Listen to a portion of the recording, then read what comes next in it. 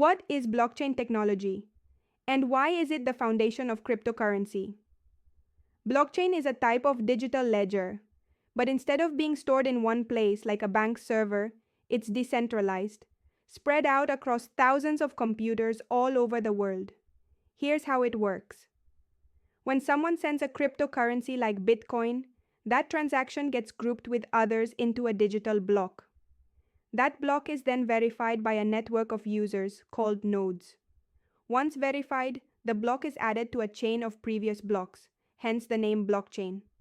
The key feature is that once something is recorded on the blockchain, it can't be changed. It's permanent, transparent, and publicly accessible. That makes it nearly impossible to fake transactions, double spend coins, or hack the system without taking over the entire network.